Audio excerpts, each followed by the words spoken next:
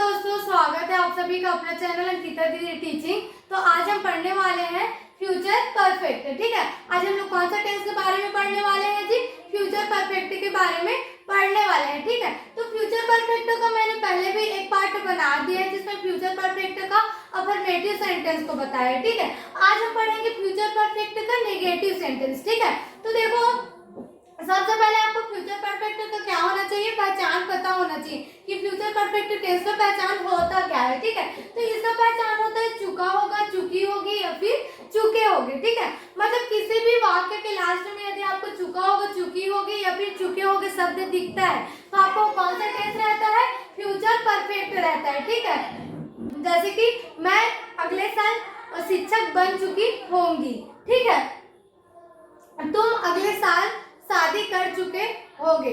तो किसी भी वाक्य के लास्ट में चुका होगा, चुकी होगी या फिर चुके होगे शब्द आता है तो आपको कौन सा टेंस है? वो फ्यूचर परफेक्ट है। ठीक है, तो फ्यूचर परफेक्ट का आज हम कौन सा सेंटेंस पढ़ने वाले हैं? नेगेटिव सेंटेंस पढ़ने वाले हैं। ठीक है, नेगेटिव सेंटेंस मींस क्या होता है? नकारात्मक वाक्य, मतलब ऐसा वाक्य जिसमें नहीं शब्द आता है। ठीक है, कौन सा शब्द आता है जी? नहीं शब्द। तो आपको कौन सा वाक्य होता है? नकारात्मक वाक्य होता है। ठीक है, जैसे कि तुम अगले साल शादी नहीं कर चुके होगे। ठीक है, तो नहीं शब्द आया ना, तो आपको कौन सा वाक्य हो गया? फ्यूचर नेगेटिव हो गया। ठीक है, नेगेटिव सेंटेंस हो गया। तो नेगेटिव सेंटेंस का सूत्र क्या होता है? सबसे पहले सब्जेक्ट आएगा, फिर क्या आएगा? आपका हेल्पिंग वर्ब आएगा, फिर क्या आएगा? आपका नॉट, और फिर हैव एक्स्ट्रा आता है। ये कौन सा टेंस है? फ्यूचर परफेक्ट है। तो फ्यूचर परफेक्ट में हैव एक्स्ट्रा लगता है हेल्पिंग वर्ब के साथ, लेकिन इसमें क्या है? Negative sentence. तो नेगेटिव में हेल्पिंग वर्ब के बाद आपको नॉट लिखना पड़ेगा, उसके बाद आपको क्या लगाना पड़ेगा? हैव लगाना पड़ेगा। ठीक है, फिर फ्यूचर परफेक्ट में वर्ब का कौन सा फॉर्म लगता है? थर्ड फॉर्म लगता है। ठीक है, तो वर्ब का थर्ड फॉर्म आएगा। फिर आपको ऑब्जेक्ट, ऑब्जेक्ट आपका कुछ भी हो सकता है। यदि आपके सेंटेंस में ऑब्जेक्ट है तो ऑब्जेक्ट लगेगा, और नहीं है तो नहीं लगेगा। ठीक है, तो ये क्या हो गया आपका फॉर्मूला। अब इसी फॉर्मूला को क्या करते हैं? थोड़ा और डिटेल से पढ़ते हैं। ठीक है, फिर इसके बाद हम क्या बनाएंगे? सेंटेंस बनाएंगे। ठीक है, तो अब देखो सूत्र को थोड़ा और डिटेल से पढ़ते हैं। ठीक है, तो सबसे पहले नेगेटिव सेंटेंस में क्या आता है? सब्जेक्ट। तो सब्जेक्ट क्या है आपका? आई। आई मींस क्या होता है? मैं, और वी मींस क्या होता है? हम। ठीक है, दे मींस होता है वे, ही मींस होता है वह लड़का, सी मींस भी होता है वह लड़की। मतलब इस दोनों का ही का यूज लड़का के लिए होगा और सी का यूज किसके लिए होगा? लड़की के लिए होगा। ठीक है, फिर यू, यू मींस क्या होता है? तुम, इट मींस क्या होगा? यह, और नेम मींस क्या होगा? नाम। मतलब जितने भी हमारे नाम होते हैं सब क्या है? हमारे सब्जेक्ट है। ठीक है, तो अब सेकंड क्या होता है? Helping verb. अब देखते हैं कौन सा सब्जेक्ट के साथ कौन सा हेल्पिंग वर्ब लगता है और कौन सा सब्जेक्ट के साथ कौन सा हेल्पिंग वर्ब लगेगा। ठीक है, तो यदि हमारा आई और वी है, क्या है जी? आई और वी सब्जेक्ट है, तो उसमें कौन सा हेल्पिंग वर्ब लगेगा? सेल लगेगा। ठीक है, और दे ही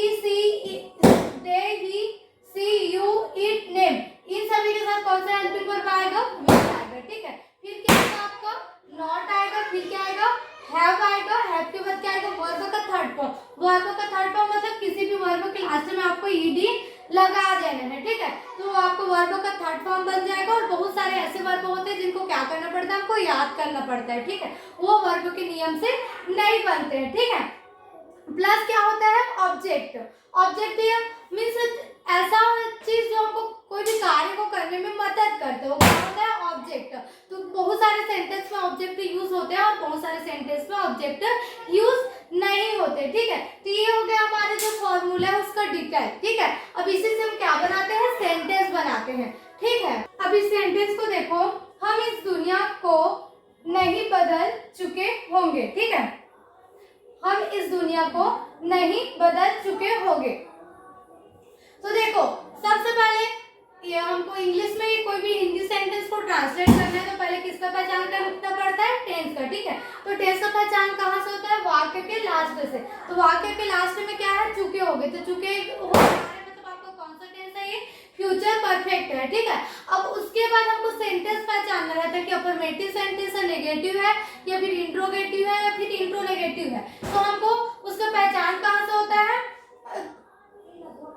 तो देखो इस वाक्य में एक्स्ट्रा क्या है? नहीं शब्द है। मतलब कोई भी वाक्य में यदि आपका नहीं शब्द आता है तो आपका कौन सा सेंटेंस रहता है? Negative sentence. ठीक है, तो आपको दोनों ही बात क्या हो गई? क्लियर हो गया कि चुके हो गया आ रहा है मतलब क्या हो रहा है?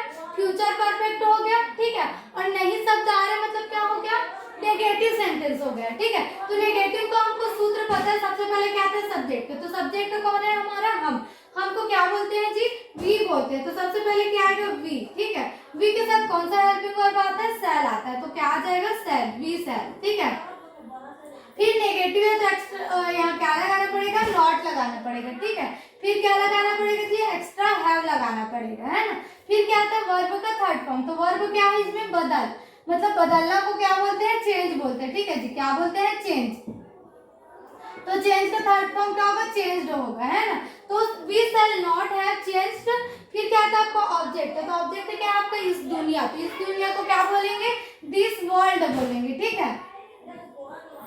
दिस वर्ल्ड मतलब हम इस दुनिया को नहीं बदल चुके होंगे, को क्या बोलेंगे, we shall not have changed this world, ठीक है। तो ये हमारा जो फ्यूचर परफेक्ट का नेगेटिव सेंटेंस है वो यही कंप्लीट होता है, ठीक है। यदि आपको वीडियो समझ में आए, वीडियो पसंद में आए और टॉपिक समझ में आए तो वीडियो को लाइक कीजिएगा और चैनल को सब्सक्राइब कीजिएगा, ठीक है। और अपने फ्रेंड्स में भी शेयर करना मत भूलिएगा, ठीक है। Thank you.